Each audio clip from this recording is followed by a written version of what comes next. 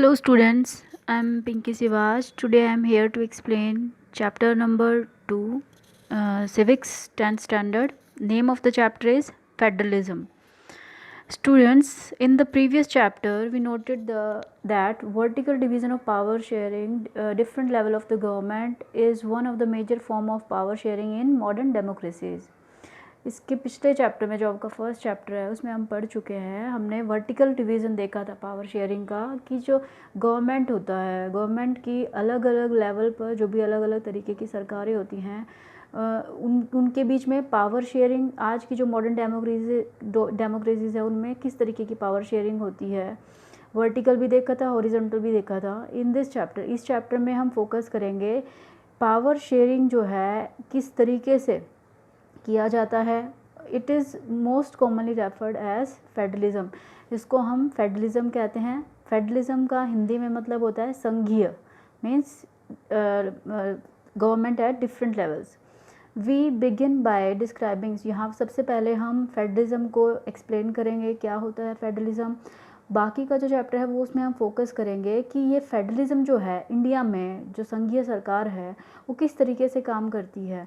A discussion of federal constitution provision is followed by analysis of the policies and political that has strengthen federalism in practice. कौन से वो संविधानिक provision लिए गए हैं, प्रावधान किए गए हैं, और एनालिसिस किस तरीके से पॉलिसीज़ या किस तरीके से राजनीतिक व्यवस्थाएं बनाई गई हैं जो आज के समय में हमारे जो फेडरलिज्म है उसको किस तरीके से वो स्ट्रेंथन करती हैं। मीन्स हमारे संविधान में किस तरीके से वो प्रोविज़न रखे गए हैं या किस तरीके की पॉलिसीज़ या किस तरीके की पॉलिटिक्स में जो भी पॉलिसीज़ अपनाई जाती हैं वो किस तरीके से हमारे फेडरलिज्म को स्ट्रेंथन या मजबूत करती हैं। जो चैप्टर का एंड होगा we turn to the local government. सबसे लास्ट में हम करेंगे जो लोकल लेवल की गवर्नमेंट होती है वो किस तरीके से काम करती है, जो एक फेडरलिज्म का एक नया थर्ड टायर है। What is federalism? Let us get back to the contrast between Belgium and Sri Lanka.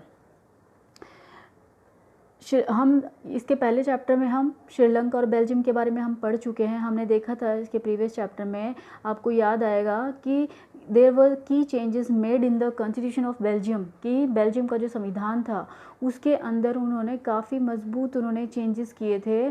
The power of the central government and give this power to the regional government, कि सबसे पहले वहाँ पर जो सेंट्रल गवर्नमेंट थी उसके पास सबसे ज़्यादा शक्तियाँ थी। उसके बाद उन्होंने रीजनल गवर्नमेंट भी बनाई और बाद में उनके संविधान के अंदर चेंजेस करके उन्होंने जो सेंट्रल गवर्नमेंट की काफ़ी सारी शक्तियाँ थी, जो पावर्स थी, वो उन्होंने वहाँ की रीजनल गवर्नमेंट यानी कि लोकल यानी कि क्षेत्रीय जो सरकार थी उसको दे दी। Regional government existed in Belgium even earlier, पहले भी वहाँ पर, इसके पहले भी वहाँ पर रीजनल लेवल की गवर्नमेंट हुआ करती थी। उनकी अपनी पावर्स थी, उनके अपने रोल्स थे, बट लेकिन ये जो पावर्स थी given to this government and could be withdrawn by, लेकिन जो भी वहाँ की लोकल लेवल की गवर्नमेंट थी उनके पास जो भी शक्तियाँ थी वो शक्तियाँ कभी भी सेंट्रल गवर्नमेंट उनसे वापस ले सकती थी। द चेंज, जो बड़ा चेंज आया वहाँ पर वो 1993 में आया। That was the regional governments were given constitutional powers and were no longer dependent on the central government. अब सबसे बड़ा चेंज आया 1993 में, जब वहाँ की जो रीजनल गवर्नमेंट थी उनको संवैधानिक मीन्स संविधान के अंदर नए अमेंडमेंट करके उन क्षेत्रीय सरकारों को और भी ज़्यादा शक्तियाँ दे दी गई। अब ये जो सरकारें थी, जो रीजनल गवर्नमेंट की सरकारें थी, ये अब सेंट्रल लेवल की गवर्नमेंट के ऊपर डिपेंडेंट नहीं थी। दस बेल्जियम शिफ्टेड, अब जो बेल्जियम था वो यूनिटरी से एक फेडरल फॉर्म ऑफ गवर्नमेंट में चेंज हो गया। यूनिटरी मतलब एकात्मक सरकार, यानी कि पूरे देश की एक ही सरकार जो अपने हिसाब से पूरे देश को चलाती है। Federal form of government means जहाँ पर अलग अलग लेवल की गवर्नमेंट्स होती हैं। Sri Lanka continues to be for all practical purpose a unitary system where the national government has all the powers.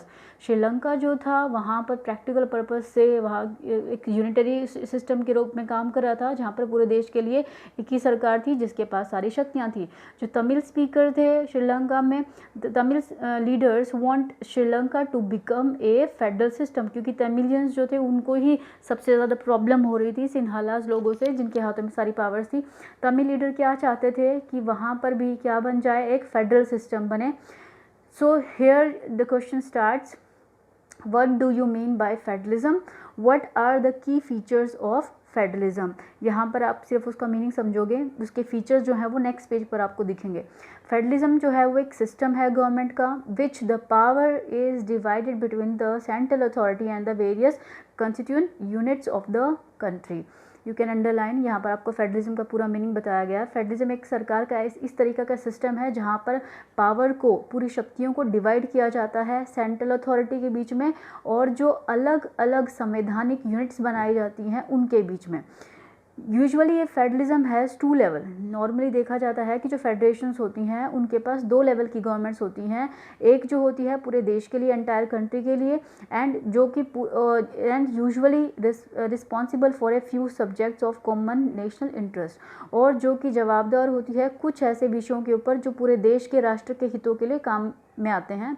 The other are the governments of the level of provinces or the states that look after much of the day-to-day administration of their state. जो दूसरे level की सरकार होती है वो अलग अलग राज्यों की होती है, अलग अलग स्टेट्स की होती है, जिनका मुख्य काम होता है कि अपने अपने राज्य का अलग अलग तरीके से एडमिनिस्ट्रेशन सिस्टम को ध्यान में देखकर हर दिन का कामकाज को चलाएं. Both these level of government enjoy their power independent of the other. दोनों ही लेवल की जो सरकारें होती हैं वो एक दूसरे से अलग होती हैं, वो इंडिपेंडेंट होती हैं और अपने अपने लेवल पर अपने हिसाब से काम करती हैं. Here a map is given of the world. यहाँ पर आप देख सकते हो जो रेड पोर्शन आपको दिख रहा है, उस जो भी रेड पोर्शन है उसमें आपको पता चल रहा है कि जितने भी देश, जो भी बड़े बड़े देश हैं दुनिया के, उन सभी में फेडरलिज्म ही प्रैक्टिस में लाया जाता है. मीन्स वहाँ पर अलग अलग लेवल्स की सरकारें ही काम में आई हुई हैं. In the sense federations are contrasted with unitary governments. इस पैराग्राफ के ऊपर आप क्वेश्चन लिखेंगे, what is the difference between federations and unitary governments. तो उसका आंसर यहाँ से शुरू होता है. फेडरेशंस जो हैं हमेशा उनको कंट्रास्ट किया जाता है यूनिटरी गवर्नमेंट से.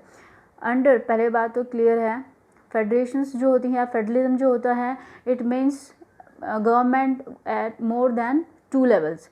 और यूनिटरी गवर्नमेंट, यूनिटरी का मतलब होता है एकात्मक, का मतलब होता है कि सिर्फ एक ही मेन लेवल की सरकार या one level of government for the entire country और the nation. Under the unitary system में there is 1 level of government और the sub units are subordinate to the central government. Unitary system में या तो एक ही लेवल की सरकार होगी या फिर जो सब यूनिट होंगी वो किसके लिए सबऑर्डिनेट होकर काम करेंगी, सेंट्रल गवर्नमेंट के हिसाब से ही वो काम करेंगी. सेंट्रल गवर्नमेंट जो होगी वो कोई भी ऑर्डर पास करेगी प्रोविंशियल और लोकल गवर्नमेंट के लिए. लेकिन जो फेडरल सिस्टम है उसमें सेंट्रल गवर्नमेंट जो है वो स्टेट गवर्नमेंट को कुछ भी करने के लिए नहीं कह सकती. स्टेट गवर्नमेंट जो है उसकी अपनी खुद की शक्तियाँ होती हैं and which is not answerable to the central government.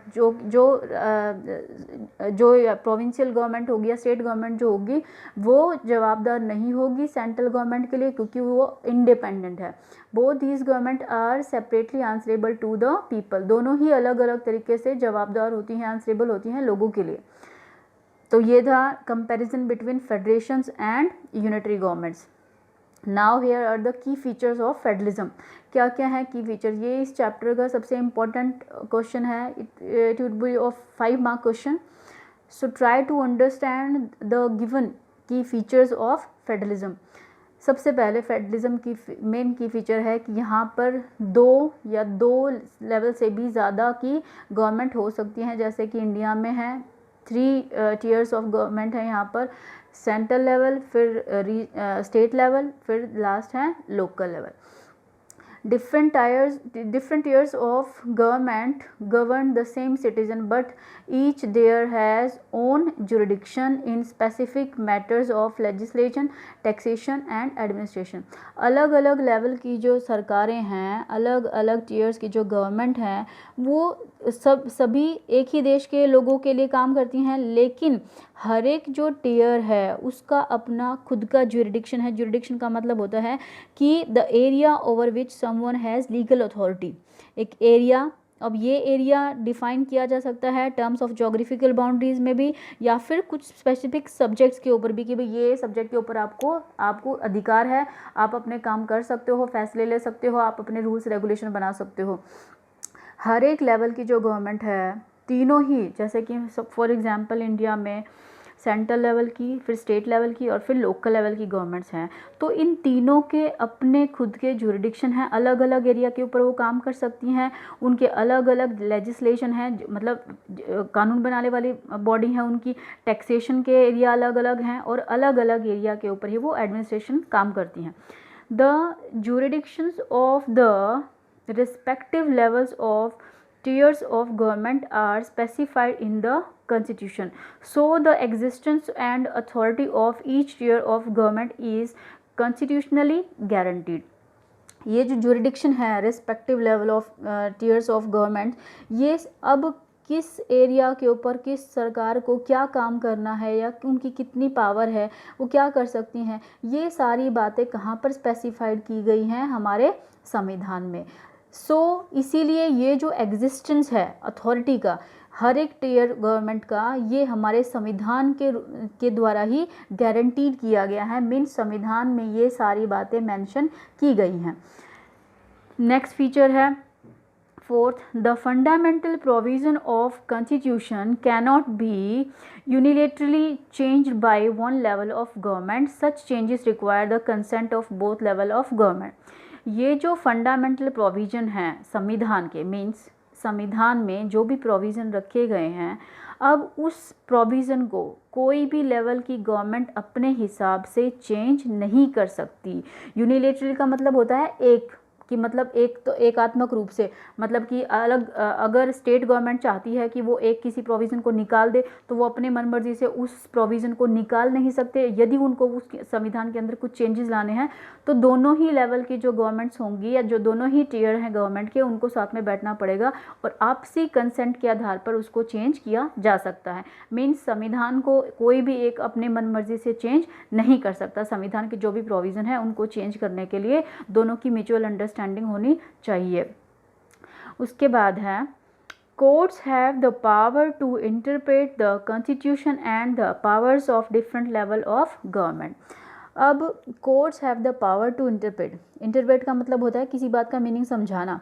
अब संविधान में क्या क्या प्रोविज़न रखे गए हैं, किसकी क्या शक्तियां हैं, कौन से लेवल की गवर्नमेंट को क्या क्या पावर दी गई हैं, ये सारी बातें कौन समझाएगा, किसके पास है ये शक्ति, ये कोर्ट्स के पास, ये हमारे कोर्ट के पास है, सुप्रीम कोर्ट के पास. द हाईएस्ट कोर्ट जैसे कि अपने देश में सुप्रीम कोर्ट है, तो हाईएस्ट कोर्ट जो होता है वो एक एम्पायर के रूप में काम करता है. यदि दोनों ही लेवल, अलग अलग लेवल की जो गवर्नमेंट्स हैं, अगर उनके बीच में पावर को लेकर या कुछ दूसरी चीज़ को लेकर उनके बीच में कोई भी डिस्प्यूट हो गया है, तो यहाँ पर सबसे बड़ा एम्पायर के रूप में काम कौन करेगा, हमारा जो सबसे हाईएस्ट अथॉरिटी होती है कोर्ट की, वो यहाँ पर जुडिशरी जो होगी वो यहाँ पर एक एम्पायर के रूप में काम करेगी.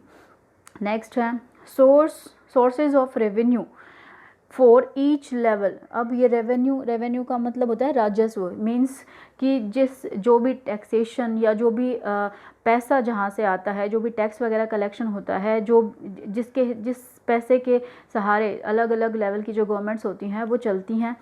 Source of revenue for each level of government are clearly specified to ensure its financial autonomy.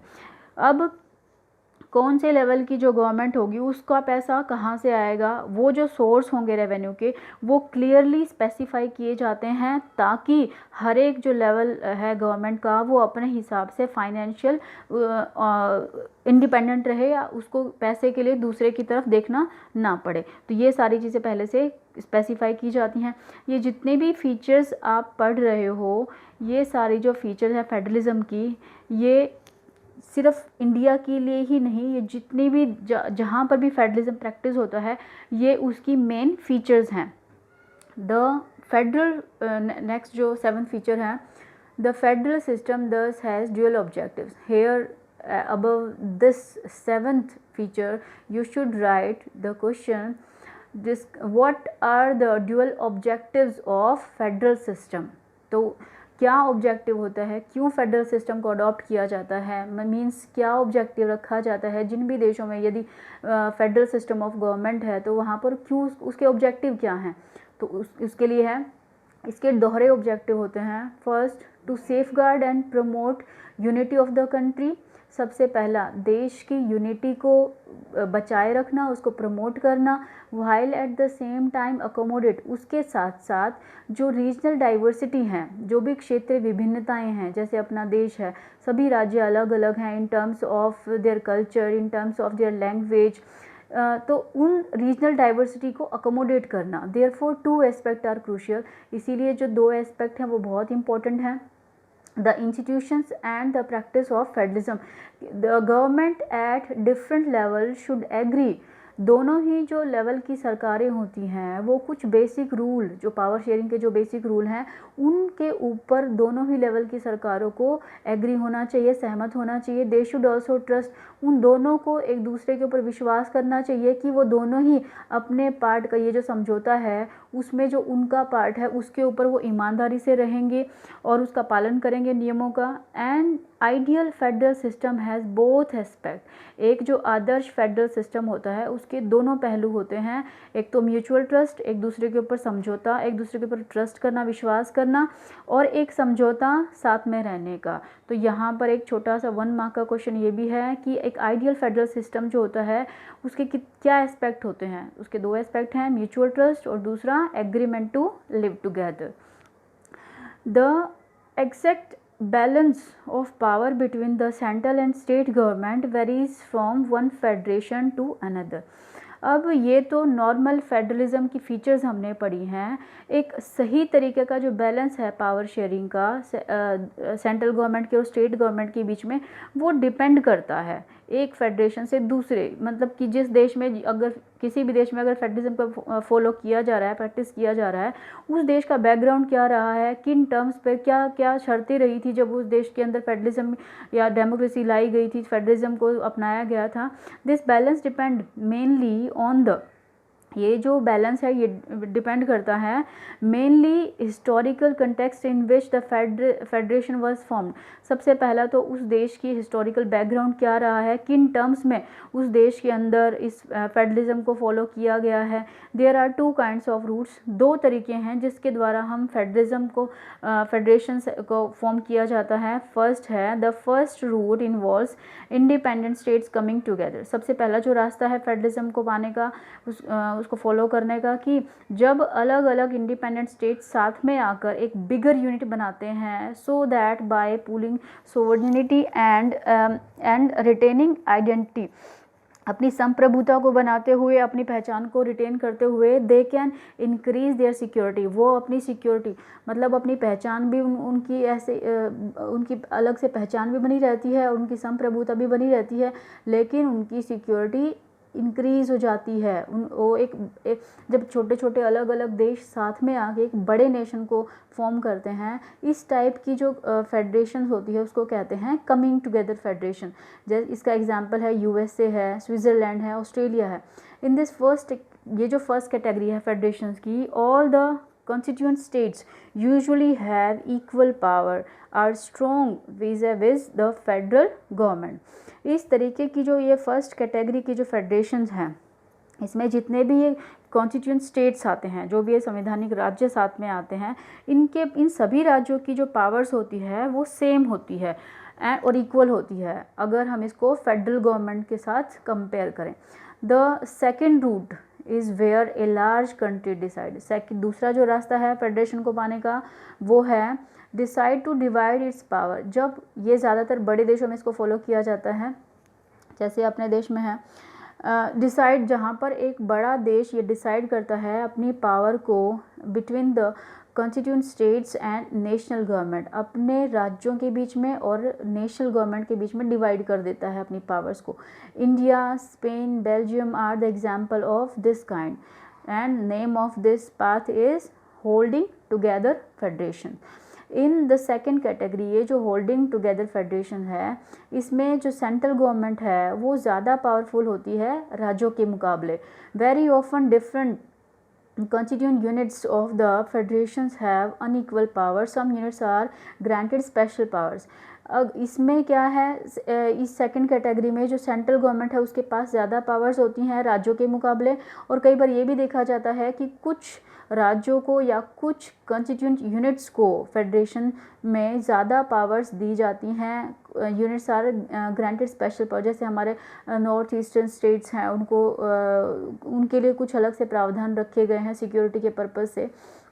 तो वैसे ही ये जो so here you should write about these two paragraph, what are the difference या फिर what are the two different parts of federations.